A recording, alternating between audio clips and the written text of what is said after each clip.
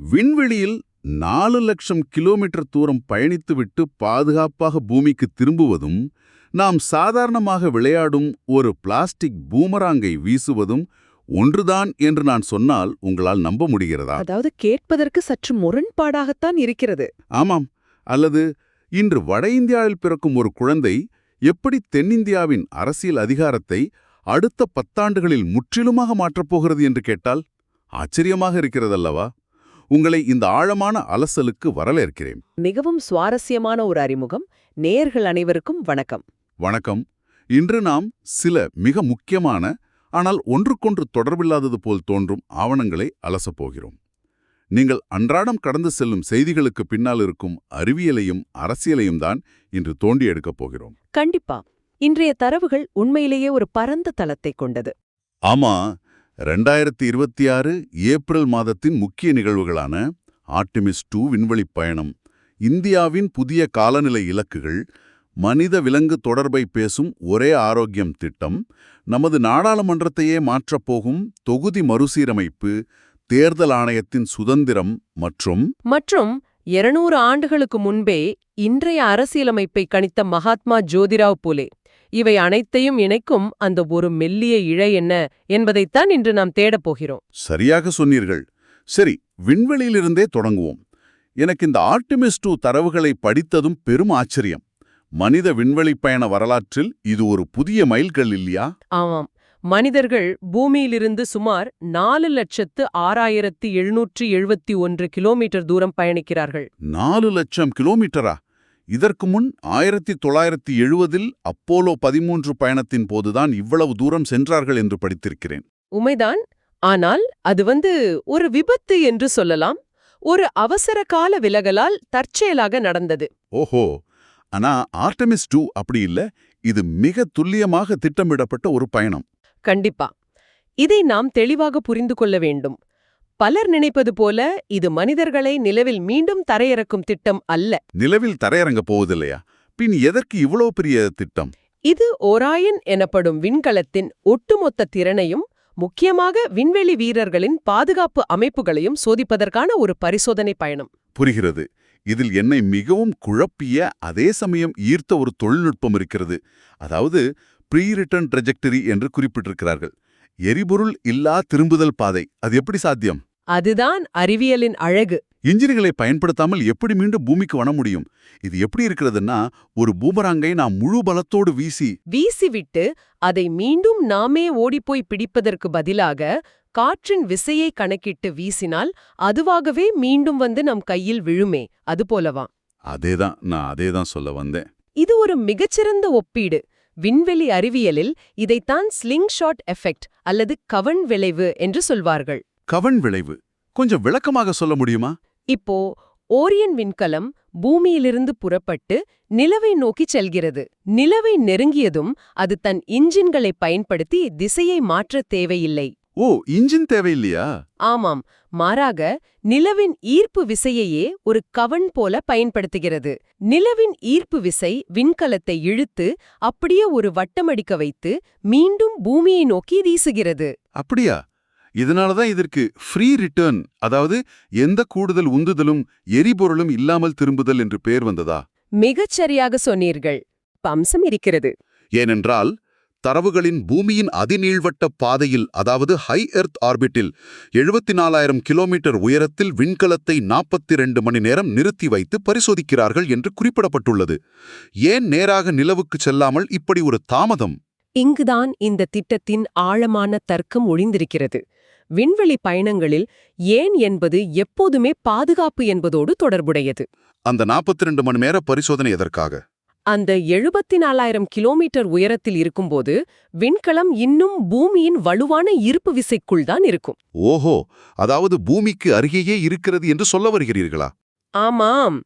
ஒருவேளை உயிர்காக்கும் அமைப்புகளிலோ அல்லது இன்ஜினிலோ சிறு கோளாறு ஏற்பட்டால் கூட உடனடியாக பயணத்தை ரத்து செய்துவிட்டு பூமிக்கு திரும்பிவிடலாம்.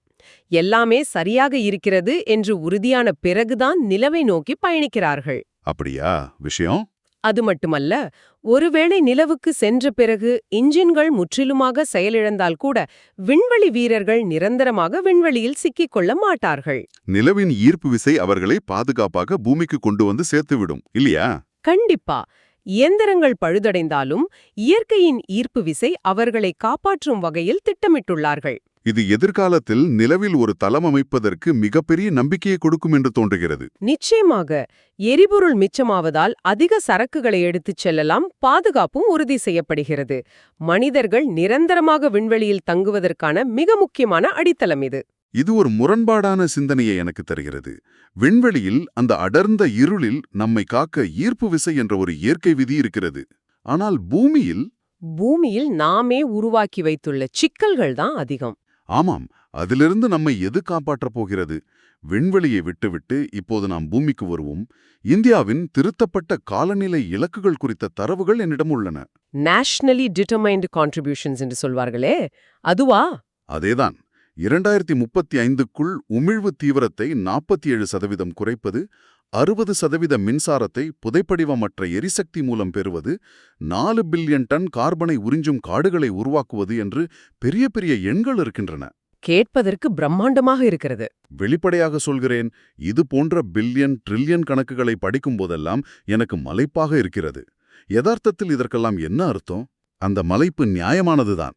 இந்த இலக்குகள் காகிதத்தில் பார்ப்பதற்கு மிகச்சிறப்பாக இருக்கின்றன. ஆனால் கட்டமைப்பு ரீதியாக இந்தியா சந்திக்கவிருக்கும் சவால்கள் அதைவிட பிரம்மாண்டமானவை. எப்படி சொல்கிறீர்கள்? இப்போ 60% மின்சாரத்தை புதைப்படிவமற்ற எரிசக்தி, அதாவது சூரிய ஒளி, காற்று போன்ற புதுப்பிக்கத்தக்க ஆற்றல் மூலம் பெற வேண்டுமென்றால் அதற்கான உள்கட்டமைப்பை உருவாக்க பல ட்ரில்லியன் ரூபாய் நிதி தேவைப்படும். நிதியை திரட்டி சோலார் பேனல்களையும் காற்றாலைகளையும் அமைத்துவிட்டோம் என்றே வைத்துக் கொள்வோம். அதன்பின் என்ன சிக்கல்? அதன்பின் வரும் சிக்கல்தான் மிக பெரியது. பேட்டரி சேமிப்பு. அதாவது சூரியன் எரியாத இரவிலும் காற்று அடிக்காத நாட்களிலும் நமக்கு மின்சாரம் தேவைப்படும். அதை சேமித்து வைக்க பேட்டரிகள் வேண்டும். அதைத்தானே சொல்கிறீர்கள்? சரியாக, அதேதான். இன்று உலகம் முழுவதும் பேட்டரி சேமிப்பு தொழில்நுட்பத்தின் விலை மிக மிக அதிகம். அப்படியா? ஆமா. அதனால் சோலார் மின்சாரம் இல்லாத நேரங்களில் ஒட்டுமொத்த மின்கட்டமைப்பும் நிலைகுலைந்து விடாமல் இருக்க நாம் மீண்டும் நிலக்கரியை தான் ஒரு காப்பீடாக நம்பியிருக்க வேண்டியுள்ளது. இது ஒரு பொருளாதார சுழல் போல் தெரிகிறதே. மாற்று எரிசக்தியை உருவாக்க வேண்டும், ஆனால் அதை பாதுகாப்பாக விநியோகிக்க பழைய நிலக்கரியையும் எரிக்க வேண்டும் என்ற கட்டாயம் இருக்கிறது. உண்மைதான். இது ஒரு பக்கம் இருக்கட்டும். இன்னொரு பக்கம் இந்த ஒரே ஆரோக்கியம் திட்டம் குறித்த தரவுகளை பார்த்தேன். One health mission. இதை நான் 1995ல வந்த அவுட்பிரேக் என்ற திரைப்படத்தோட ஒப்பிட்டு பார்த்தேன். அவுட்பிரேக் திரைப்படமா? அதில் என்ன வரும்? காடுகளை அழிப்பதால் ஒரு குரங்கின் மூலமாக மனிதர்களுக்கு எப்படி வைரஸ் பரவுகிறது என்று காட்டியிருப்பார்கள். அது வெறும் ஹாலிவுட் கற்பனை என்று நினைத்திருந்தோம். ஆனால் COVID-19 அதை நிஜமாக்கி காட்டிவிட்டது. மிகவும் பொருத்தமான உதாரணம். இந்த 2 தரவுகளையும் இணைத்து பார்த்தால் ஒரு தெளிவான சித்திரம் கிடைக்கிறது. காடுகளை அழித்து நிலக்கரி வெட்டுகிறோம், தொழிற்சாலைகள் கட்டுகிறோம். அதே காடுகள் அழிப்பால் மனிதர்களுக்கும் வனவிலங்குகளுக்கும் இடையிலான இடைவெளி குறைகிறது. ஆமாம், அறிவியலில் இதை ஜூனோட்டிக் ஸ்பில்லோவர் என்று அழைக்கிறார்கள். ஜூனாட்டிக் ஸ்பில்லோவர் என்றால் விலங்குகளின் உடலில் காலம் காலமாக எவ்வித பாதிப்பும் இல்லாமல் வாழும் ஒரு வைரஸ் காடுகள் அழிப்பால் மனிதன் வனவிலங்குகளோடு நெருங்கும்போது மனிதனின் உடலுக்குள் தாவி விடுகிறது. ஓஹோ, இது மிக ஆபத்தான ஒன்று. 2004இல் விலங்கியல் நிபுணர்கள் கூடி உருவாக்கிய மான்ஹாட்டன் கொள்கைகள் இதைத்தான் ஆணித்தரமாக சொன்னது. அதாவது மனிதர்களின் ஆரோக்கியம், விலங்குகளின் ஆரோக்கியம் மற்றும் ஒட்டுமொத்த சுற்றுச்சூழலின் ஆரோக்கியம், இந்த 3ம் தனித்தனியானவை அல்ல, அவை ஒன்றுக்கொன்று பிரிக்க முடியாதபடி பிணைக்கப்பட்டவை. அதுதான் ஒரே ஆரோக்கியம் தத்துவம். அருமை. இந்தியாவும் இப்போது தேசிய ஒன் ஹெல்த் மிஷனை முன்னெடுத்துள்ளது. இதில் எனக்கு ஒரு பெரிய நெருடல் இருக்கிறது. வளர்ச்சி ரீதியாக பார்த்தால் கடந்த 100 ஆண்டுகளாக தங்கு தடையின்றி நிலக்கரியை எரித்து காடுகளை அழித்து இந்த உலகத்தின் வெப்பநிலையை உயர்த்தியது வளர்ந்த நாடுகள். ஆமா, அது மறுக்க முடியாத உண்மை. அவர்கள் இப்போது தங்கள் வளர்ச்சியின் உச்சத்தில் இருக்கிறார்கள். ஆனால் இப்போதுதான் தொழில் வளர்ச்சியை கண்டு வரும் இந்தியா போன்ற நாடுகளை பார்த்து, நீங்கள் நிலக்கரியை பயன்படுத்தாதீர்கள், காடுகளை காப்பாற்றுங்கள் என்று நிபந்தனை விதிப்பதும் அதற்கான சர்வதேச நிதி உதவியை கொடுக்காமல் தட்டி கழிப்பதும் எந்த விதத்தில் நியாயம்? இந்த கேள்விதான் சர்வதேச காலநிலை அரசியலின் மையப்புள்ளி. இந்தியா போன்ற வளரும் நாடுகள் எதிர்கொள்ளும் மிக நுட்பமான சமநிலை இதுதான். எப்படிப்பட்ட சமநிலை? ஒருபுறம் கோடிக்கணக்கான மக்களை வறுமையிலிருந்து மீட்க வேண்டும், நகரங்களை உருவாக்க வேண்டும், அதற்கு கட்டாயம் தடையில்லா மின்சாரம் தேவை. மறுபுறம் சர்வதேச அளவில் 1.5 டிகிரி செல்சியஸ் வெப்பநிலையை கட்டுப்படுத்த வேண்டும் என்ற அழுத்தம். இது கத்தியின் மேல் நடப்பது போல இருக்கிறதே. கண்டிப்பா. தன்னுடைய மக்களின் அடிப்படை வாழ்வாதாரத்தையும் பொருளாதார வளர்ச்சியையும் பணயம் வைத்துவிட்டு உலக நாடுகளின் அழுத்தத்திற்காக மட்டுமே கொள்கைகளை மாற்றிவிட முடியாது என்பதில் இந்தியா மிக தெளிவாக இருக்கிறது.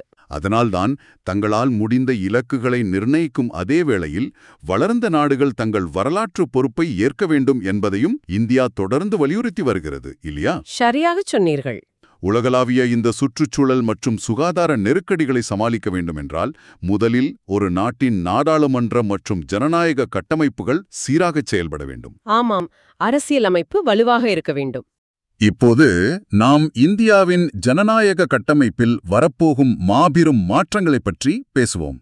நாரி சக்தி வந்தன் அதிநியமம் மூலம் 33% மகளிர் இட ஒதுக்கீடு சட்டமாகியுள்ளது. இது சமூக நீதியில் ஒரு பெரிய மைல்கல். இடம் கேட்பதற்கு மிகவும் மகிழ்ச்சியாக இருக்கிறது. ஆனால் இந்த தரவுகளை ஆழமாக படிக்கும்போது இதை பயன்படுத்துவது அத்தனை எளிதல்ல என்று தோன்றுகிறது. ஏன் இப்படி சொல்கிறீர்கள்? இதை தொகுதி மறுசீரமைப்போடு பிணைத்து விட்டார்கள் இல்லையா? 2011 மக்கள் தொகை கணக்கெடுப்பை பயன்படுத்தி நாடாளுமன்ற தொகுதிகளை 543லிருந்து 816ஆக உயர்த்தப் போகிறார்கள் என்று ஒரு தகவல் சொல்கிறதே. ஆமாம், இது மிகப்பெரிய அரசியல் மற்றும் கூட்டாட்சி தத்துவ விவாதங்களை எழுப்பியுள்ளது. டெலிமிட்டேஷன் என்று சொல்லப்படும் தொகுதி மறுசீரமைப்பு என்பதன் அடிப்படை தர்க்கம் என்னவென்றால், ஒரு நபர் ஒரு வாக்கு ஒரு மதிப்பு. அதாவது மக்கள் தொகை அதிகரிக்க அதிகரிக்க தொகுதிகளின் எண்ணிக்கையும் அதிகரிக்க வேண்டும். சரியாக சொன்னீர்கள். இதை நான் ஒரு எளிய உதாரணம் மூலம் விளக்குகிறேன். ஒரு வட்டமான பீஸாவை அதை சுட்டி அமர்ந்திருக்கும் நபர்களின் எண்ணிக்கைக்கேற்ப வெட்ட வேண்டும் என்று வைத்துக் கொள்வோம். பீஸா உதாரணம் சுவாரஸ்யமாக இருக்கிறதே. சில தசாப்தங்களுக்கு முன்பு வடக்கே அமர்ந்திருந்தவர்களும் சரி, தெற்கே அமர்ந்திருந்தவர்களும் சரி, ஒரே அளவிலான மக்கள் தொகையை கொண்டிருந்தார்கள். அதனால் பீஸா சமமாக பங்கிடப்பட்டது. ஆனால் இப்போது என்னாகிவிட்டது? ஓ, எனக்கு புரிகிறது. வடக்கே உள்ள மாநிலங்களில் மக்கள் தொகை பல மடங்கு அதிகரித்து விட்டது. ஆனால் தென்னிந்திய மாநிலங்கள் கல்வி அறிவு மற்றும் சிறப்பான நிர்வாகத்தின் மூலம் தங்கள் மக்கள் தொகையை கட்டுப்பாட்டிற்குள் கொண்டு வந்துவிட்டன. அதேதான். இப்போது மக்கள் தொகையை மட்டும் வைத்து பீஸாவை வெட்டினால் வடக்கே உள்ளவர்களுக்கு பெரிய துண்டும் தெற்கே உள்ளவர்களுக்கு மிகச்சிறிய துண்டும் கிடைக்கும். சரியாக பிடித்தீர்கள். மக்கள் தொகையை கட்டுப்படுத்தியதற்காக தென் மாநிலங்கள் அரசியல் ரீதியாக தண்டிக்கப்படுகிறோமோ என்ற நியாயமான அச்சம் அங்கே எழுகிறது. ஒருவேளை தொகுதிகள் 816ஆக உயர்த்தப்பட்டால் வட மாநிலங்களுக்கு நாடாளுமன்றத்தில் பெருமளவு எம்பிக்கள் கிடைப்பார்கள். இதனால் கொள்கை முடிவுகளை எடுப்பதில் தென்னிந்தியாவின் குரல் பலவீனமடைய வாய்ப்புள்ளது. கண்டிப்பா. சமூக நீதிக்காக கொண்டுவரப்பட்ட மகளிரோட ஒதுக்கீடு இப்படி மாநிலங்களுக்கு இடையேயான பிரதிநிதித்துவ பிளவு என்ற கூட்டாட்சி சிக்கலோடு பின்னி பிணைந்து கிடக்கிறது. இதில் இன்னொரு முரண்பாட்டையும் நான் கவனித்தேன். என்ன அது? பெண்களுக்கு ஒதுக்கப்படும் தொகுதிகளை சுழற்சி முறையில் மாற்றுவார்கள் என்று குறிப்பிடப்பட்டுள்ளது. ஒரு தொகுதி இந்த முறை பெண்களுக்கு ஒதுக்கப்பட்டால் அடுத்த முறை அது பொது தொகுதியாக மாறலாம். ரொட்டேஷன் முறை என்கிறீர்கள். ஆமாம், அதில் என்ன சிக்கல்? இப்படி ஒரு நிச்சயமற்ற தன்மை இருந்தா ஒரு நாடாளுமன்ற உறுப்பினர் அந்த தொகுதியின் நீண்டகால வளர்ச்சிக்காக ஏன் மெனக்கிட வேண்டும்? அடுத்த முறை தான் அங்கு போட்டியிடப் போவதில்லை என்று தெரிந்தால் எப்படி அங்கே தொலைநோக்கு திட்டங்கள் செயல்படுத்தப்படும்? இது கொள்கை வகுப்பாளர்கள் கவனிக்க தவறிய அல்லது தவிர்க்க முடியாத ஒரு நடைமுறை சிக்கல். பிரதிநிதித்துவம் வேண்டும் என்பதற்காக உருவாக்கப்படும் ஒரு சட்டம் ஆளுகையின் தரத்தை குறைத்துவிடக் கூடாது என்பதில் கவனமாக இருக்க வேண்டும். உண்மைதான். ஜனநாயக அமைப்புகளைப் பற்றி பேசும்போது தேர்தலை நடத்தும் அமைப்பான தேர்தல் ஆணையத்தின் சுதந்திரம் குறித்தும் நாம் பேசியாக வேண்டும். இது மிக முக்கியமான ஒரு தற்போதைய விவாதம். சமீபத்தில் தலைமை தேர்தல் ஆணையர் மீதான ராஜினாமா அல்லது நீக்க கோரிக்கை தொடர்பான எதிர்க்கட்சிகளின் தீர்மானங்களை மாநிலங்களவை மற்றும் மக்களவைத் தலைவர்கள் நிராகரித்துள்ளார்கள் என்ற தரவு என்னிடம் உள்ளது. ஆமாம், இது செய்திகளில் பெரிதாக பேசப்பட்டது. ஒரு தேர்தல் ஆணையரை அவ்வளவு எளிதாக நீக்கிவிட முடியாது என்று சட்டம் சொல்கிறதா? ஆனால் இது அதிகாரத்தை யாரும் கேள்வி கேட்க முடியாது என்ற நிலையை உருவாக்கி விடாதா? இது ஒரு நல்ல கேள்வி. அரசியலமைப்பின் பிரிவு 324 தேர்தல் ஆணையத்திற்கு அளப்பரிய சுதந்திரத்தை வழங்குகிறது. ஓஹோ, பிரிவு 324ஆ? ஆமாம், பிரிவு 324 உட்பிரிவு 5 படி ஒரு தலைமை தேர்தல் ஆணையரை பதவியிலிருந்து நீக்குவது என்பது உச்சநீதிமன்ற நீதிபதியை நீக்குவதற்கு இணையான மிக கடுமையான நடைமுறையாகும். அப்படியா? நான் இவ்வளவு கடினமாக இருக்கும் என்று நினைக்கவில்லை. நாடாளுமன்றத்தின் இரு அவைகளிலும் சிறப்பு பெரும்பான்மை வேண்டும். அதுவும் நிரூபிக்கப்பட்ட தவறான நடத்தை அல்லது இயலாமை இருந்தால் மட்டுமே இது சாத்தியம். அதாவது வெறும் அரசியல் குற்றச்சாட்டுகளோ அல்லது ஊடகங்களில் வரும் விமர்சனங்களோ மட்டும் போதாது, வலுவான மறுக்க முடியாத ஆதாரங்கள் வேண்டும். அப்படிதானே? சரியாக புரிந்து கொண்டீர்கள். ஏன் இவ்வளவு கடுமையான விதிமுறைகள் என்று யோசித்து பாருங்கள். ஏன்? ஆட்சி அதிகாரத்தில் இருக்கும் அரசையோ அல்லது பலம் பொருந்திய எதிர்க்கட்சிகளையோ பகைத்துக்கொண்டு நேர்மையாக தேர்தல் நடத்த வேண்டுமென்றால் அந்த அதிகாரியை காப்பாற்ற ஒரு இரும்பு கவசம் போல சட்டம் இருக்க வேண்டும். புரிகிறது. எந்த ஒரு அரசியல் அழுத்தமும் ஒரு தன்னாட்சி அமைப்பின் தலைவரை பதவியிறக்கம் செய்துவிடக்கூடாது என்பதற்காகத்தான் இந்த உயர் அரசியலமைப்பு பாதுகாப்பு வைக்கப்பட்டுள்ளது. அதேதான். போதிய ஆதாரங்கள் இல்லாததால் தீர்மானம் நிராகரிக்கப்பட்டது. ஜனநாயக நிறுவனங்களின் தன்னாட்சியை உறுதிப்படுத்தும் ஒரு நிகழ்வுதான். நாம் இதுவரை அதிகார பகிர்வு, பிரதிநிதித்துவம், கூட்டாட்சி தத்துவம், அரசியல் சட்ட பாதுகாப்புகள் என்று பலவற்றை பேசிவிட்டோம். ஆமாம், ஒரு நீண்ட நெடிய விவாதம். ஆனால் இந்தியா சுதந்திரம் பெற்று இந்த அரசியலமைப்பு சட்டம் எழுதப்படுவதற்கு முன்பே, பல தசாப்தங்களுக்கு முன்பே இவை அனைத்தையும் சிந்தித்து ஒரு தத்துவவாத அடித்தளத்தை அமைத்த ஒருவரை பற்றி நாம் பேசியாக வேண்டும். ஓ, மகாத்மா ஜோதிராவ் பூலேயை பற்றி சொல்கிறீர்கள்? ஆமாம். ஏப்ரல் 11 மகாத்மா ஜோதிராவ் பூலேயின் 200வது பிறந்த நாள். 1827 முதல் 1890 வரையிலான அவரது வாழ்நாள் வெறும் ஒரு சமூக சீர்திருத்த காலம் அல்ல, அது ஒரு மாபெரும் அறிவுப் புரட்சி என்று தரவுகள் கூறுகின்றன. 100க்கு 100 உண்மை. மகாத்மா பூலே அவர்களை நாம் ஒரு சமூக போராளியாக மட்டுமே சுருக்கி பார்க்கிறோம். ஆனால் அவரது சிந்தனைகள் ஒரு ஆழமான அரசியலமைப்பு திட்டம். அவருக்கு அந்த சிந்தனைகள் எங்கிருந்து வந்தன? தாமஸ் பெயின் எழுதிய ரைட்ஸ் ஆஃப் மேன் என்ற புத்தகம் அவரை வெகுவாக பாதித்தது. ஒவ்வொரு மனிதனுக்கும் பிறப்பிலேயே சில இயற்கையான உரிமைகளும் சிவில் உரிமைகளும் சமமாக வழங்கப்பட வேண்டும் என்பதை அவர் உறுதியாக நம்பினார். அவருடைய குலாம்கிரி புத்தகம் என்னை ஆச்சரியத்தில் உறைய வைத்தது. 1873 வந்த அந்த புத்தகம் ஒரு வரலாற்று ஆவணம். ஆமாம். அமெரிக்காவில் கருப்பின மக்களுக்கு எதிரான அடிமைமுறை ஒழிக்கப்படுவதையும் இந்தியாவில் தலைவிரித்தாடும் சாதிய கட்டமைப்பையும் ஒப்பிட்டு அவர் அந்த புத்தகத்தை எழுதியுள்ளார். குளோபல் கம்பேரிட்டிவ் கான்ஸ்டிடியூஷனலிசம் என்று இன்று நாம் சொல்வதை அவர் அன்றே செய்தார். அது மட்டுமல்ல, இன்டர்செக்ஷனாலிட்டி போன்ற அதிநவீன சமூகவியல் கருத்துக்களை 1800களிலேயே அவர் பேசியுள்ளார். இது எப்படி சாத்தியமானது? ஒடுக்கப்பட்டவர்களின் வலியை ஆழமாக உணர்ந்ததால்தான் அது சாத்தியமானது. 1883 அவர் எழுதிய ஷேத்கர்யாச்சா ஆசுத், அதாவது விவசாயியின் சவுக்கு என்ற புத்தகத்தை எடுத்துக்கொள்வோம். அந்த புத்தகத்தின் மைய கருத்து என்ன? ஒரு விவசாயி ஏன் வறுமையில் உழல்கிறான்? அது வெறும் வானிலை மாற்றத்தாலோ அல்லது சோம்பேறித்தனத்தாலோ அல்ல. ஒரு ஒடுக்கப்பட்ட விவசாயி தன் குழந்தைகளை பள்ளிக்கூடத்திற்கு அனுப்ப முடியவில்லை என்றால் அதற்கு பின்னால் இருக்கும் சமூக படிநிலை, பொருளாதாரச் சுரண்டல் மற்றும் அரசின் அலட்சியம் ஆகிய மூன்றும் எப்படி பின்னிப்பிணைந்து உள்ளன என்பதை தோலுரித்துக் காட்டினார் பூலே. இது இன்றைய காலகட்டத்தோடு பொருத்தி பார்த்தால் இன்னும் வியப்பாக இருக்கிறது. எப்படி சொல்கிறீர்கள்? இன்று கிக் எக்கானமி என்று சொல்லிப்படும் முடைசாரா தொழில்களில் ஈடுபடும் இளைஞர்களின் பொருளாதார பின்னடைவு என்பது வெறும் பணப்பிரச்சனை மட்டுமல்ல. அவர்களுக்கான கல்வியின் தரம், சமூக மூலதனம் எல்லாமே இங்கே கேள்விக்குறியாகத்தான் இருக்கிறது. அருமையான ஒப்பீடு. பூலே அன்று சொன்னது இன்றும் ஏதோ ஒரு வகையில் தொடரத்தான் செய்கிறது. ஆமாம், அதனால்தான் பூலேயின் சிந்தனைகள் காலத்தை வென்று நிற்கின்றன. அவருடைய எழுத்துக்கள்தான் பின்னர் டாக்டர் பி.ஆர். அம்பேத்கர் அவர்களுக்கு பெரும் அகத்தூண்டுதலாக அமைந்தது. ஓ, அப்படியா? ஆமாம். இன்று நமது அரசியலமைப்பில் உள்ள அடிப்படை உரிமைகளிலும் அரசு நெறிமுறை கோட்பாடுகளிலும் பூலேயின் கனவுகள் ஒரு சட்ட வடிவமாக எதிரொலிப்பதை காண முடிகிறது. அரசின் கட்டமைப்பே விளிம்பு நிலை மக்களுக்கும் அதிகாரத்தை மறுபகிர்வு செய்வதாக அமைய வேண்டும் என்று அவர் வாதிட்டார். என்ன ஒரு ஆழமான பயணம்! நாம் இன்று எங்கிருந்து தொடங்கினோம்? விண்வெளியில் 4 லட்சம் கிலோமீட்டர் தூரம் பயணித்த ஆர்டமிஸ் 2 விண்கலம் பாதுகாப்பாக திரும்புவதற்கு பயன்படுத்தும் கவன் விளைவு மற்றும் துல்லியமான அறிவியல் விதிகளிலிருந்து தொடங்கினோம். ஆமாம், அங்கிருந்து பூமிக்கு வந்தோம். இந்தியாவின் காலநிலை இலக்குகள் பல டிரில்லியன் ரூபாய் தேவைப்படும் மாற்று எரிசக்தி சவால்கள், பேட்டரி சேமிப்பு தொழில்நுட்பத்தின் போதாமை மற்றும் காடுகள் அழிப்பால் ஏற்படும் ஜூனாட்டிக் நோய் தொற்றுகளை பற்றி பேசினோம். அங்கிருந்து நமது ஜனநாயக கட்டமைப்பிற்குள் நுழைந்தோம். ஆமாம், 216 எம்பிக்களை கொண்ட புதிய நாடாளுமன்றம் வரப்போவதால் எழப்போகும் கூட்டாட்சி சிக்கல்கள், பீட்சா உதாரணம் மூலம் தென்னிந்தியாவின் அரசியல் அதிகாரம் சுருங்குவதற்கான சாத்தியக்கூறுகள் மற்றும் தேர்தல் ஆணையத்தின் சுதந்திரத்தை பாதுகாக்கும் அரசியல் சட்ட பிரிவுகளை அலசினோம். இறுதியாக இத்தனைக்கும் அடித்தளமாக அமையும் சமத்துவத்தை 200 ஆண்டுகளுக்கு முன்பே கனவு கண்ட மகாத்மா பூலேயின் தொலைநோக்கு பார்வையையும் விவாதித்தோம். நேயர்களே, நீங்கள் அன்றாட செய்தித்தாள்களை படிக்கும்போதோ அல்லது செய்திகளை பார்க்கும்போதோ இன்றைய விவாதம் உங்களுக்கு நிச்சயமாக புதிய திறப்புகளை வழங்கும். கண்டிப்பா.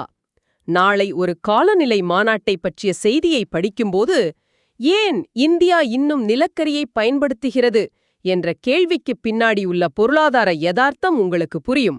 அதேபோல தொகுதி மறுசீரமைப்பு குறித்த விவாதம் வரும்போது அது வெறும் தேர்தல் கணக்கல்ல, மாநிலங்களின் உரிமையோடு தொடர்புடைய கூட்டாட்சி பிரச்சனை என்பதை உங்களால் பகுப்பாய்வு செய்ய முடியும். உண்மைதான். இதுதான் இது போன்ற ஆழமான அலசலின் வெற்றி. நிறைவாக, நீங்கள் சிந்தித்துப் பார்க்க ஒரு முக்கியமான கேள்வியோடு இன்று விடைபெறுகிறோம். ஒரு கணம் கற்பனை செய்து பாருங்கள். சொல்லுங்கள். இன்று மகாத்மா பூலே உயிருடன் இருக்கிறார். நாம் நிலவில் மனிதர்களை குடியேற்ற ஆர்டிமிஸ் பயணங்களை திட்டமிடுவதையும் தொழில்நுட்பத்தில் விண்வெளியின் எல்லைகளை தொட்டுவிட்டவையும் அவர் ஆச்சரியமாக பார்க்கிறார். அதே சமயம் 816 எம்பிக்களை கொண்ட புதிய நாடாளுமன்றத்தில் அதிகார பகிர்வுக்காகவும் தொகுதி மறுசீரமைப்புக்காகவும் நாம் நடத்தும் விவாதங்களையும் இன்னும் தொடரும் பொருளாதார ஏற்றத்தாழ்வுகளையும் அவர் பார்க்கிறார். இப்போது அவர் மனதை எந்த கேள்வி தொளித்துக் கொண்டிருக்கும்? மிக ஆழமான ஒரு கற்பனை இது. தொழில்நுட்பத்தின் உதவியால் ஒட்டுமொத்த மனிதகுலத்தின் அந்த பொதுவான மகிழ்ச்சியை நாம் இன்று முழுமையாக அடைந்து விட்டோமா? அல்லது சமூக அதிகார பகிர்வில் உள்ள நமது பழைய ஏற்றத்தாழ்வுகளுக்கு ஒரு புதிய நவீன தொழில்நுட்ப முகமூடியை அணிவித்த அழகு பார்க்கிறோமா?